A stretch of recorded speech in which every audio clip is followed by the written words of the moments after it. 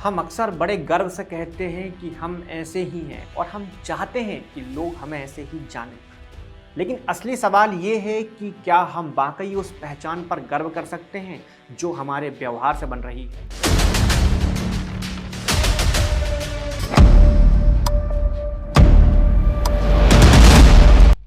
क्योंकि किसी भी देश की पहचान उसके संविधान, उसकी अर्थव्यवस्था, उसकी सेना से नहीं बनती, बल्कि सड़क पर खड़े आम आदमी के व्यवहार से बनती है। सिविक सेंस कोई बड़ा या कठिन कॉन्सेप्ट नहीं है दोस्तों, ये सिर्फ इतना है कि आप लाइन में लगें, ट्रैफिक नियम मानें, कचरा कूड़ेदान में डालें और दूसरे इंसान को इंसान समझें। लेकिन यही चार चीज़ भारत में सबसे ज़्यादा गायब है। 2025 में इंडिया टुडे ग्रुप के एक सामाजिक व्यवहार सर्वे में जब भारतीयों से पूछा गया कि क्या वे ट्रैफिक नियमों का पालन करते हैं, लाइन में लगते हैं, दुर्घटना पीड़ितों की मदद करते हैं, तो ज़्यादातर लोगों ने कहा कि हाँ, हम करते हैं। कागज पर हम सभ्य हैं, सुसंस्कृत हैं और जिम्मेदार नागरिक हैं।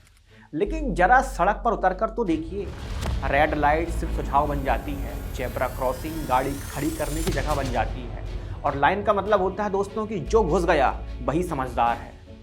फर्क बताता है, समस्या जानकारी की नहीं है, समस्या मानसिकता की है। एक बार कॉलेजों को देख लीजिए, वही कॉलेज जहां स्टूडेंट भाषण देते हैं कि देश बदलना है, सिस्टम सुधारना है, उसी कॉलेज की कैंटीन के बाहर कचरे के ढेर लगे होते हैं, दीवारों पर गुटखे की पिचकारियाँ होती है, टॉयलेट इस्तेमाल करने लायक नहीं रहते।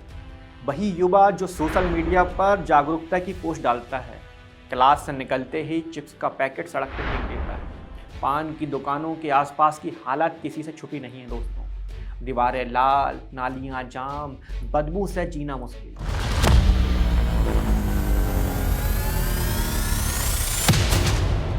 जब कोई सवाल करता है तो जवाब मिलता है सरकार क्या कर रही है, जैसे सरकार का काम है हर नागरिक के मुंह पर हाथ रखकर थूक रोकना है। भारत में शहरी इलाकों में हर साल भारी बारिश के बाद शहर डूब जाते हैं।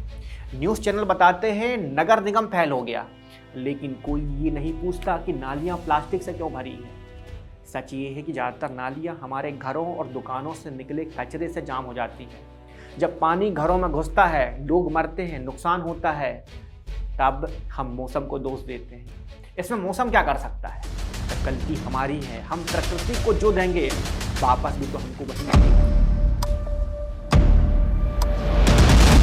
सड़क पर उतरते ही सिविक सेंस की असली परीक्षा होती है दोस्तों।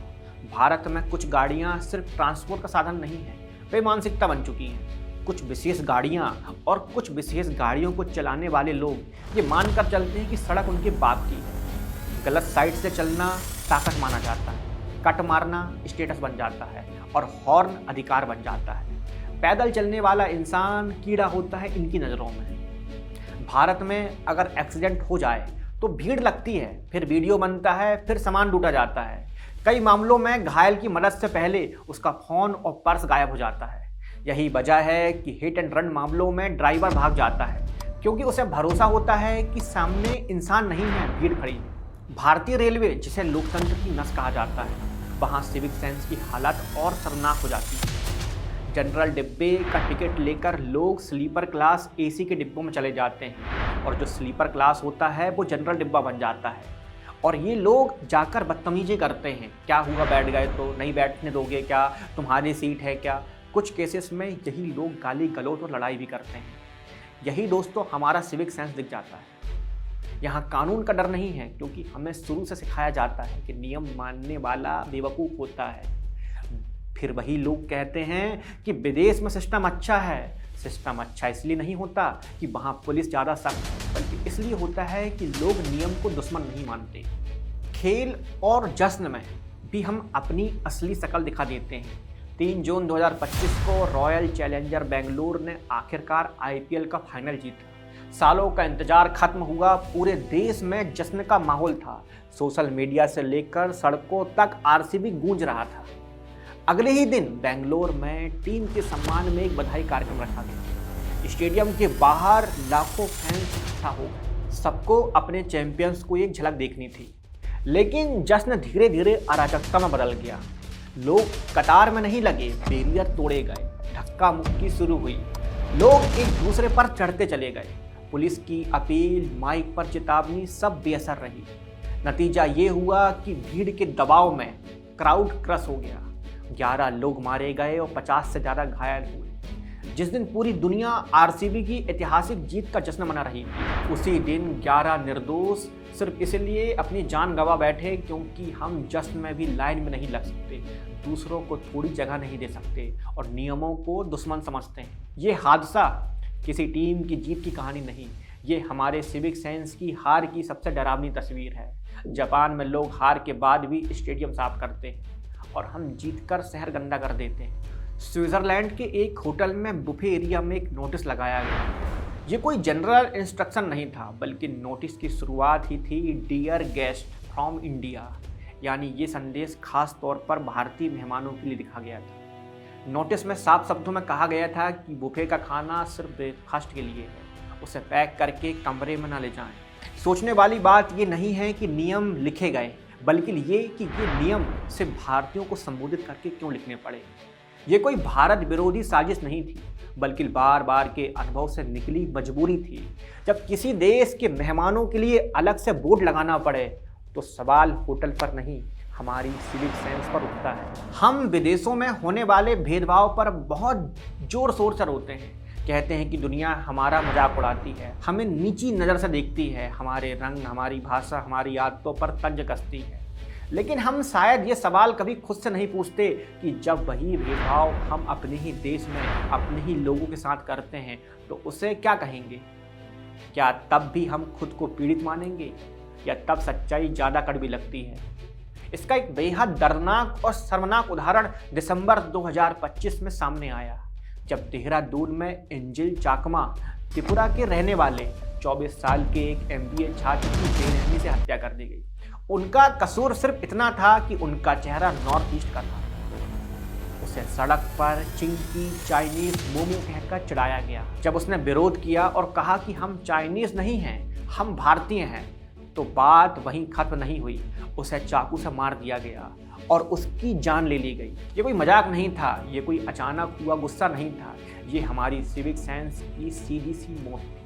ये घटना बताती है कि हमारी समस्या सिर्फ ट्रैफिक नियम तोड़ने या कचरा फैलाने तक सीमित नहीं है, बल्कि सिविक सेंस का मतलब है सिर्फ सड़क पर लाइन पर लगना नहीं होता, बल्कि ये भी होता है कि आप दूसरे इंसान को इंसान समझें, चाहे वह किसी राज्य का हो, रंग का हो या चेहरे का क्यों ना हो। जब हम अपने ही देश के नागरिकों को विदेशी समझकर उनका अपमान करते हैं तो विरोध करने पर उनकी जान ले लेते हैं, तो हमें विदेशों में होने वाले भेदभाव पर शिकायत करने का नैतिक हक नहीं बचता। हमारा स्कूल और कॉलेज का सिस्टम एक बात पे कमाल का है, बच्चों को नंबरों की दौड़ में आगे रखना। उन्हें बचपन से सिखाया जाता है कि 90%, 95% कैसे लाने हैं, जेईई नीट कैसे क्रैक करनी है, कितने लाख का पैकेज मिलेगा, रिज्यूमे कैसे चमकाना है। लेकिन पूरी शिक्षा मशीन की तरह काम करती है, इनपुट दो और आउटपुट में डिग्री लो। लेकिन इसी सिस्टम की सबसे बड़ी नाकामी ये है कि बच्चों को सिविक सेंस सिखाने में लगभग पूरी तरह फेल है। यानी पढ़ा लिखा तो बना दिया, लेकिन जिम्मेदार नागरिक बनाना भूल गए। बच्चों को कभी साफ शब्दों में ये नहीं बताया जाता कि लाइन में लगना कोई बेवकूफ़ी नहीं है। उन्हें ये नहीं सिखाया जाता कि कैंटीन में, बस स्टैंड में, मेट्रो में, एग्ज़ाम हॉल में या कहीं भी लाइन तोड़ना उतना ही गलत है जितना चोरी करना है। नतीजा ये होता है कि कॉलेज का टॉपर स्टूडेंट भी बस में बुजुर्गों को सीट नहीं देता, मेट्रो में धक्का मारकर आगे निकल जाता है और उसे अपनी स्मार्टनेस समझता है, क्योंकि उसे बचपन से यही दिखाया गया है कि जो आगे निकल गया वही जीत गया, चाहे तरीका गलत ही क्यों ना हो। कचरा फेंकने को भी सिस्टम ने बहुत हल्की चीज़ बना दिया है। साइंस की किताबों में पर्यावरण के बड़े बड़े चैप्टर पढ़ाए जाते हैं, global warming, climate change, pollution पर सवाल आते हैं। लेकिन प्रैक्टिकल लाइफ में वही बच्चा क्लासरूम में, कॉलेज कैंपस में, पिकनिक स्पॉट में, सड़क पर चिप्स के पैकेट और बोतलें और पान की पीक ऐसे फेंकता है जैसे यह उसकी जिम्मेदारी ही ना हो, क्योंकि कचरा डस्टबिन में डालने वाला कोई चैप्टर बोर्ड एग्ज़ाम में नहीं आता, उस पर कोई मार्क्स नहीं मिलते। दूसरे इंसान को इंसान समझना तो हमारे सिलेबस का हिस्सा ही नहीं होता। स्कूल और कॉलेजों में रोज़ चिंकी, काला, मोटी, गंजा, गांव वाला जैसे शब्द सुनाई देते हैं, लेकिन शायद ही किसी टीचर ने कभी रुक कर ये कहा हो कि ये शब्द मजाक नहीं, ये मानसिक हिंसा है।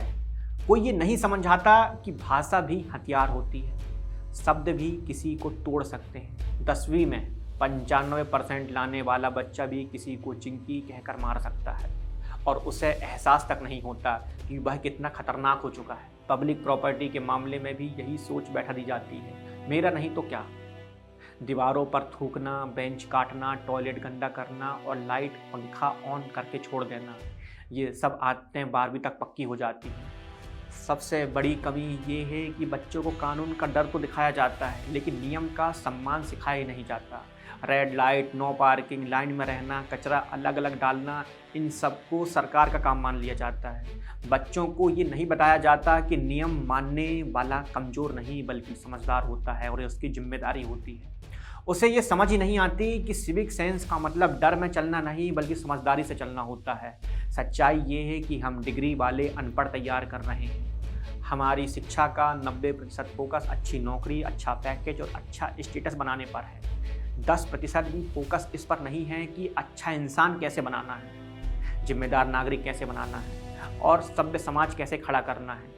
और यही वजह है कि आज IITian हो, MBA हो, डॉक्टर हो, इंजीनियर हो, कई लोग सड़क पर ऐसी हरकतें करते हैं जो एक अशिक्षित आदमी करता है। बात सीधी है, जब तक हम बच्चों को यह नहीं सिखाएंगे कि सड़क पर कचरा फेंकना चोरी जैसा अपराध है, बुजुर्गों को सीट न देना अपमान है और लाइन तोड़ना चालाकी नहीं बल्कि कमजोरी है और दूसरों को गाली देना खुद को छोटा करना है, तब तक डिग्री कितनी ही बड़ी क्यों ना हो, इंसानियत छोटी रहेगी। हमने बच्चों को पढ़ाया बहुत है लेकिन इंसान बनाना भूल गए। सिविक सेंस के मोर्चे पर हमारी ये भूल ही हमारी सबसे बड़ी हार है। तो दोस्तों, अगर वीडियो अच्छा लगा हो तो हमारे YouTube चैनल को सब्सक्राइब करिए, वीडियो को लाइक करिए। मिलते हैं फिर अगले वीडियो में, कुछ नया सीखेंगे, बेहतर बनेंगे। धन्यवाद। जय हिंद, जय भारत।